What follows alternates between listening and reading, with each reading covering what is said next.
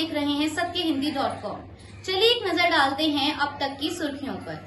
हरियाणा के सूरजकुंड में आज गुरुवार से 2 दिवसीय गृह मंत्री का चिंतन शिविर का आयोजन किया जा रहा है। बता दें, इस बैठक की अध्यक्षता केंद्रीय गृह मंत्री अमित शाह करेंगे। वहीं 28 अक्टूबर को प्रधानमंत्री नरेंद्र मोदी भी चिंतन शिविर में शामिल होंगे और वीडियो कॉन्फ्रेंसिंग के जरिए मंत्रियों को संबोधित करेंगे। इस शिविर में राज्यों के गृह मंत्री और संघ शासित प्रदेशों के उपराज्यपाल के साथ ही प्रशासक भी भाग लेंगे। इस 2 दिनों के चिंतन शिविर में 7 से 8 सत्र होंगे। शिविर के पहले दिन होमगार्ड, नागरिक सुरक्षा, आग से सुरक्षा, शत्रु संपत्ति जैसे विषयों पर चर्चा होगी। वहीं दूसरे दिन साइबर सुरक्षा, मादक पदार्थों की तस्करी, महिला सुरक्षा और सीमा प्रबंधन जैसे महत्वपूर्ण मुद्दों पर चर्चा की जाएगी। बैठक में safe city project, 112 single emergency response system, जिलों में मानव तस्करी रोधी इकाई, पुलिस थानों में महिला हेल्प डेस्क और मछुआरों के लिए बायोमेट्रिक पहचान पत्र जैसी पहलों पर भी चर्चा की जाएगी। तेलंगाना पुलिस ने टीआरएस के 4 विधायकों की खरीद फरोख्त का खुलासा करने का दावा किया है। साइबराबाद के पुलिस आयुक्त स्टीफन रविंद्र ने कहा है कि तेलंगाना राष्ट्रीय समिति के 4 विधायकों को रिश्वत देने की कोशिश की गई है। उन विधायकों द्वारा ही पुलिस को सूचना दी गई, जिसके बाद यह कार्रवाई की गई।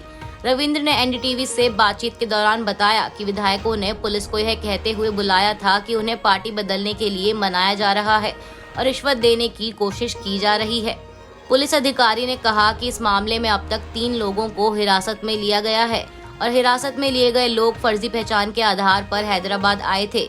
गौरतलब है कि पिछले कुछ महीनों में झारखंड और पंजाब में भी सत्ताधारी दलों के विधायकों को रिश्वत देकर दूसरी पार्टी में शामिल होने की बात कही गई थी और साथ ही दिल्ली में भी आम आदमी पार्टी की तरफ से बीजेपी पर विधायकों को पैसा देकर अपनी पार्टी में शामिल करने के प्रयास का आरोप लगाया गया था।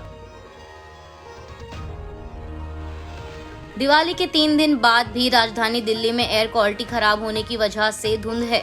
गुरुवार को शहर का एयर क्वालिटी इंडेक्स 266 दर्ज किया गया, जो कि खराब श्रेणी में माना जाता है। दिल्ली में दिवाली की शाम ही प्रदूषण का लेवल बढ़ना शुरू हो गया था, जिसके बाद रात में हुई आतिशबाजी के कारण अगली सुबह हवा की क्वालिटी और ज्यादा खराब हो गई। इस धुंध की वजह से दिल्ली के लोगों की मुश्किलें बढ़ सकती हैं। जिन लोगों को सांस लेने से संबंधित समस्याएं हैं, उन्हें खराब एयर क्वालिटी की वजह से परेशानी का सामना करना पड़ सकता है। बता दें कि पटाखों और पराली जलाने की वजह से प्रदूषण का स्तर बढ़ा है और सोमवार शाम से ही यहां की हवा बहुत खराब श्रेणी में पहुंच गई है। कांग्रेस अध्यक्ष पद की कमान संभालते ही मल्लिकार्जुन खड़गे एक्शन में आ गए हैं। उन्होंने बुधवार को CWC यानी कांग्रेस वर्किंग कमेटी की जगह स्टीयरिंग कमेटी का ऐलान किया है, जिसमें कुल 47 सदस्य होंगे। पार्टी की पूर्व अध्यक्ष सोनिया गांधी, पूर्व प्रधानमंत्री डॉक्टर मनमोहन सिंह, राहुल गांधी समेत कांग्रेस वर्किंग कमेटी के लगभग सभी सदस्यों को स्टीयरिंग कमेटी में शामिल किया गया है। बता दें, इससे पहले कांग्रेस के फैसले लेने वाली CWC में कुल 23 सदस्य थे। वहीं खड़गे के कार्यभार संभालने से पहले परंपरा के मुताबिक कांग्रेस कार्य समिति के सभी सदस्यों, पार्टी के सर्वोच्च निर्णय लेने वाले प्राधिकरण AICC महासचिव और प्रभारी ने अपना इस्तीफा दे दिया था, क्योंकि परंपरा के अनुसार नए कांग्रेस अध्यक्ष के चुनाव के बाद CWC भंग कर दी जाती है और पार्टी के कामकाज के संचालन के लिए CWC की जगह पर स्टीयरिंग कमेटी बनाई जाती है। खड़गे की अध्यक्षता में स्टीयरिंग कमेटी तब तक के लिए CWC की जगह लेगी जब तक कि पार्टी के पूर्ण सत्र में खड़गे की निर्वाचन की पुष्टि के बाद एक नई CWC नहीं बनती। चक्रवात सितरंग के कारण फिर से शुरू हुआ बारिश का दौर अब थमता दिखाई दे रहा है। बता दें, तूफान सितरंग का खतरा अब टल चुका है, लेकिन मौसम में आए बदलाव की वजह से कई इलाकों में बारिश का दौर अभी भी बना हुआ है। देश के कई राज्य चक्रवाती तूफान सितरंग की वजह से बरसात के साये में हैं। मौसम विभाग के मुताबिक आज यानी 27 अक्टूबर और 28 अक्टूबर को पूर्वोत्तर राज्यों यानी असम, पश्चिम बंगाल और सिक्किम में हल्की बारिश की संभावना है। वहीं 29 और 30 अक्टूबर को तमिलनाडु, पुडुचेरी और कराईकल में हल्की से मध्यम बारिश होने के आसार हैं। साथ ही बिजली कड़कने की भी संभावना है। वहीं 30 अक्टूबर को आंध्र प्रदेश के तटीय इलाकों, रायलसीमा, केरल और माहे में भी बारिश का अलर्ट जारी किया गया है।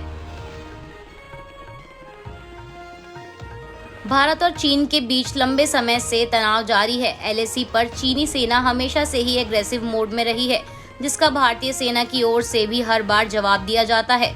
इसी बीच खबर है कि भारत और अमेरिका की सेनाएं इसी महीने LAC के करीब उत्तराखंड के औली में हाई ऑल्टीट्यूड मिलिट्री एक्सरसाइज करने जा रही हैं। बता दें, भारत और अमेरिकी सेनाओं के बीच साझा युद्ध अभ्यास करने का ये 15वां मौका है। भारत और अमेरिका की सेनाओं के बीच सालाना मिलिट्री एक्सरसाइज होती है, जिसे युद्धाभ्यास के नाम से जाना जाता है। अब ये बात तो साफ है कि अमेरिका और भारत की दोस्ती से चीन पहले ही नाखुश रहता है। ऐसे में ये मिलिट्री एक्सरसाइज उसके लिए एक बड़ा मैसेज है। उत्तराखंड का औली करीब 10,000 फीट की ऊंचाई पर है और यहाँ से लाइन ऑफ कंट्रोल यानी LAC करीब 100 किलोमीटर की दूरी पर है।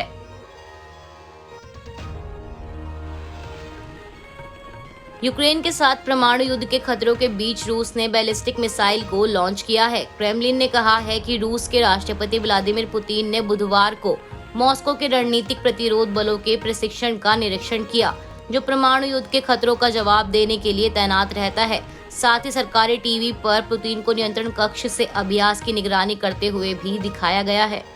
आज के लिए बस इतना ही। बाकी की खबरों के लिए जुड़े रहिए सत्यहिंदी.com के साथ।